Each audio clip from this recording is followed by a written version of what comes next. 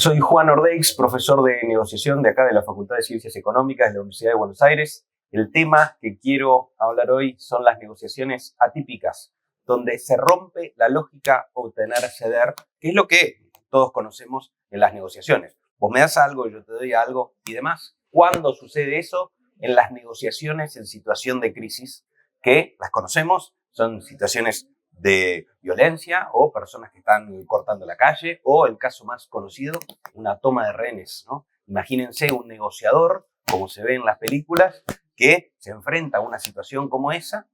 Y claro, ¿por qué digo que se rompe la lógica obtener-ceder?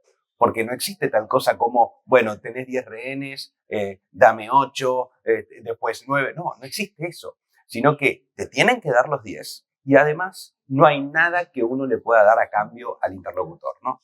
Y entonces, ¿cómo se enfrentan esas negociaciones donde se rompe esa lógica? En el año 1974, en Estados Unidos y también en Singapur, empezaron a darse cuenta que este tipo de eventos, de situaciones donde hay toma de rehenes, en lugar de trabajarlos únicamente de manera táctica, es decir, que entre en la fuerza de seguridad de manera violenta, existía la posibilidad de negociar, ¿no? De hablar, de comunicarse con esta persona que está ejerciendo violencia y ver si se puede obtener un resultado.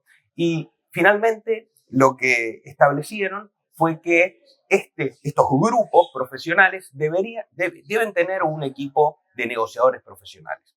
Ese equipo de negociadores profesionales tiene que tener algunas características particulares y uno de los primeros problemas que se enfrentaron es cómo explicar principios de negociación a personas que tienen una formación en términos de fuerza de seguridad, ¿no? Porque bien sabemos que para saber de negociación hay que saber de economía, hay que saber de toma de decisiones, hay que conocer los sesgos cognitivos y demás, y son personas que no tienen esa formación.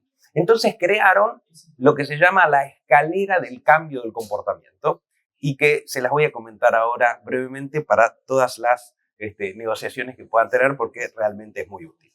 La escalera del cambio del comportamiento comienza con un primer escalón que se llama no relación.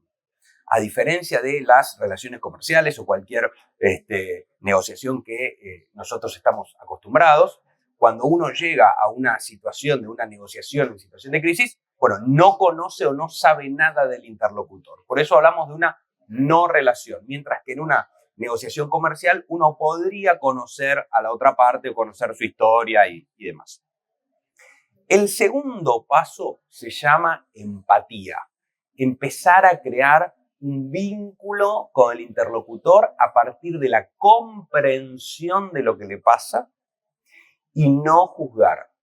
Nosotros usamos mucho la palabra empatía en nuestro día a día y a veces no tenemos bien claro de qué se trata. Bueno, es esto, ¿no? Ponerse en los lugares, en los zapatos del otro, entender que están los zapatos del otro, los zapatos propios y también una visión cenital, ¿no? Como si fuera una mosca que está en el techo mirando qué es lo que pasa. Entender al otro, comprenderlo, no quiere decir estar de acuerdo, ¿eh? Es simplemente empezar a generar una empatía. El paso siguiente se llama rapport. Rapport o el espejo, que sería como la traducción, es justamente esta comunicación verbal y no verbal que existe entre dos personas donde se empiezan de a poco a imitar o a copiar. Cuando eso sucede, baja la barrera de escepticismo, esa duda, ese miedo, ese desconocimiento sobre la otra persona. Cuando hay dos personas que se empiezan a comunicar de una manera parecida, baja la barrera de escepticismo. Entonces, lo que debería hacer el negociador es empezar a hablar en una línea similar, ¿no?, a la persona que tiene el otro lado, para luego empezar a imponer sus gestos y su manera de hablar. Y en el preciso momento que del otro lado empiezan a copiar algo que nosotros decimos, o un gesto, o un tono, nosotros ya empezamos a darnos cuenta que estamos rompiendo esa barrera de confianza. Porque al final, después de estos 3 escalones, hay una línea trazada en la escalera del cambio del comportamiento que se llama confianza. ¿Para qué? para que luego el escalón siguiente, que se llama el de la persuasión, el de la influencia, el de las herramientas tácticas que nosotros tenemos para poder convencer al otro, sea más poderoso.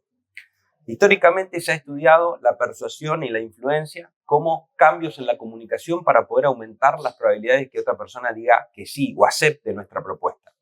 Y ahora sabemos que esas herramientas funcionan muy bien, pero si además hay confianza entre las partes, son aún mucho más eficaces. Y el último paso, ¿no?, de esta escalera, el último escalón, es finalmente el cambio del comportamiento, ¿no?, que es lo que uno está buscando en una situación de negociación en crisis. Uno está buscando que el interlocutor deponga su actitud y finalmente, bueno, libere a los rehenes y demás. Hay dos elementos más que forman parte de esta escalera del cambio del comportamiento que agentes del FBI y mismo aquí en la Argentina también la usan. El primero es el factor tiempo.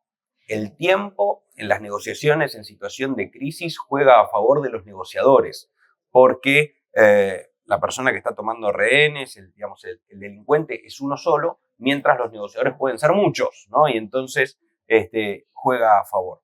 Y el otro punto se llama escucha activa, que es una línea que recorre todo el proceso de la escalera de cambio de comportamiento. ¿Qué quiere decir escucha activa? Bueno, explicarle al otro que está siendo escuchado. Es decir, ¿y cómo lo hago? Bueno, parafraseando lo que me dice. Es decir, lo mismo que me está diciendo, decirlo con mis palabras para que el otro diga, ah, ok, entienden lo que yo quiero comunicar. Eso se llama escucha activa.